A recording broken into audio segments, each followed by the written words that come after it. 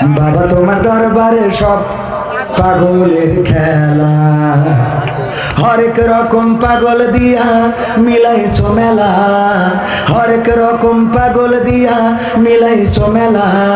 বাবা তোমার দরবারে সব পাগলের খেলা, বাবা তোমার দরবারে সব পাগলের খেলা।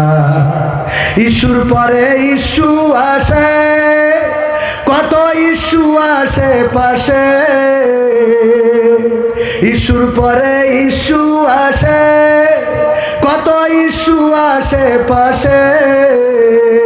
তদন্ত করিতে গিয়ে ফুরাই যে বেলা, তদন্ত করিতে গিয়ে ফুরাই যে বেলা। বাবা তোমার দরবারে সব পাগলের খেলা, বাবা তোমার দরবারে সব পাগলের খেলা। সালমান শাহ মারা গেছে আজ 30 বছর হচ্ছে। কয় বছর? 30 বছর পরে আবার সেই মামলার তদন্ত আছে। এ বেলা ফুরানো তো ফুরানো, এমন অবস্থা যে কিয়ামত এসে যাবে তাও মনে হয় তদন্ত শেষ হবে, ঠিক না বেঠিক?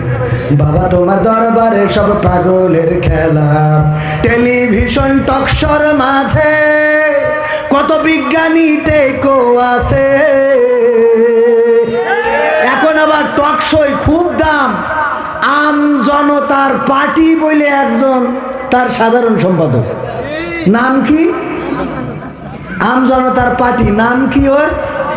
তারে কি নাম? আমি বলি আম জনতার পার্টি না, ও তো আসলে আম বিক্রেতার পার্টি। ও আম বেচে, জানেন কি না? জানেন আপনারা? আম বেচে, আর এখন লেগেছে এমন ভাবে, মানে মনে হচ্ছে যে কি এক, আরে তুই আম বেশি খাইস ওইটা বেশি খা, মনে হয় বোঝা গেছে। ওই যারা দাড়িওয়ালা টুপিওয়ালা ওর থেকে আম কেনে না, এই জন্য মিজাজটা খারাপ হয়েছে বেশি। টেলিভিশন টকশোর মাঝে কত বিজ্ঞানী টেকো আছে, আসলেতে ওরাই হলো শয়তানের চেলা, আসলেতে ওরাই হলো শয়তানের চেলা। বাবা তোমার দরবারে সব পাগলের মেলা, বাবা তোমার দরবারে সব পাগলের খেলা। আলেম ওলামা দেখলে কেহ জলে, ওদের জলে কতক লোকের দেহ। এরা আছে না নাই? আলেম ওলামা ওই যে রাজশাহী, জাকসু, চাকসু, ডাকসু, রাকসু, এইসব জায়গায় পর্দানসীন নারীরা যখন বুরকা পরি শপথ নিচ্ছে তখন কিছু লোকে জ্বলতেছে। এই সব জায়গায় যখন দাড়িওয়ালা টুপিওয়ালা নামাজিরা জিতে যাচ্ছে কিছু লোকে জ্বলতেছে, বলেন ঠিক না বেঠিক? যখন ঢাকা বিশ্ববিদ্যালয়ে মাদক সেবন যারা করে, গান জুটে, ভব ঘুরে, এদেরকে প্রবেশ নিষিদ্ধ করেছে, দোকানগুলো উচ্ছেদ করেছে, ক্লিন করতে চেয়েছে ঢাকা বিশ্ববিদ্যালয়, তখন কিছু কিছু লোকের চেতনা জেগে উঠেছে। ওই চেতনাবাজরা আসলে চেতনাবাজ নয়, গান জুটে, ইয়াবাখোর, ফেন্সিখোর, মদখোর, আর নারী যদি হয় পর পুরুষে আসক্ত নারীগুলো, এদের এখন জ্বলা শুরু হয়েছে, বলেন ঠিক না বেঠিক? আলেম ওলামা দেখলে কেহ জলে কতক লোকের দেহ, বুঝবে ওরা বেলা যখন হবে অবেলা, বুঝবে ওরা বেলা যখন হবে অবেলা। বেলা অবেলা হয় বোঝেন তো? এই গানের মেলা ব্যাখ্যা, মানে মরি যাওয়ার পরে লাগে কার কথা কয় না? হুজুর হুজুর জানাজানা পড়া, ও তো জানা যায় যে তাকবিদি থাকে এটাই তো জানে না। হাত বাঁধে তাও উপরের হাত নিচেই দেয়, হ্যাঁ, আর নিচের হাত উপরে, এরম আছে না নাই? আবার বলে আগামীকাল সকাল 8টার সময় ঈদুল আজহার জানাজার নামাজ হবে। ঈদুল আজহার কেন নামাজ হবে? জানাজার নামাজ হবে, মানে জানেও না যে কেন নামাজ কোন নামাজ। আমার মাঝে মাঝে মনে হয় যে তোরা এই দুনিয়ায় থাকা, আমি চলে যাই, এ তোরা দেখে রাখ, আমার এখানে থাকা হবে না, সহ্যের বাইরে চলে যায়। এ আছে না নাই?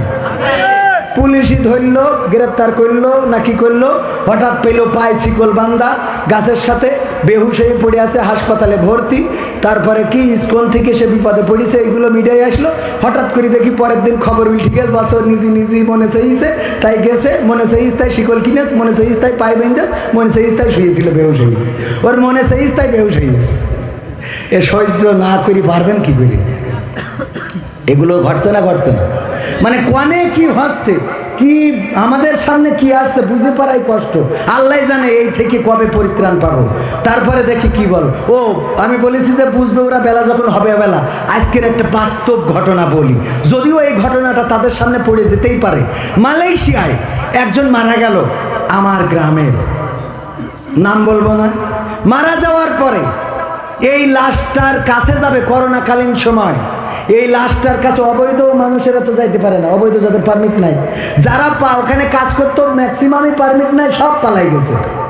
আমি সেখানে গেলাম, যে সেই লাশটারে আমি নিজে পুলিশ ডেকে নিয়ে এই লাশটারে নিয়ে গেলাম থানায়, তারপরে হাসপাতালের ডিপ ফ্রিজে, তারপরে তার টিকিটের ব্যবস্থা করে লাশটা দেশে পাঠালাম।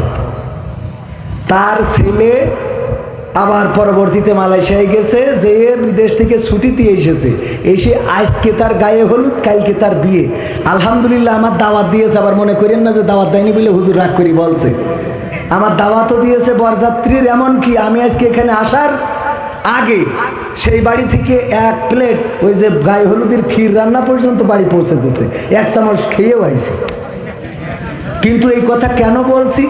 যার বাবার লাশ আসলো মালয়েশিয়া থেকে, আজকে তার গায়ে হলুদ, কালকে তার বিয়ে, অন্তত মনে করা উচিত ছিল মালয়েশিয়া থেকে আসলাম, আমার বাবার তো লাশটা এসেছিল, আজকে এই বিয়ের দিনটা একটু আল্লাহর স্মরণ করি, একটু হুজুরদের ডেকে নিয়ে আসি, একটা দোয়া মাহফিল করি বা একটু দোয়া করি, অথবা বাবার কবরটা জিয়ারত করি।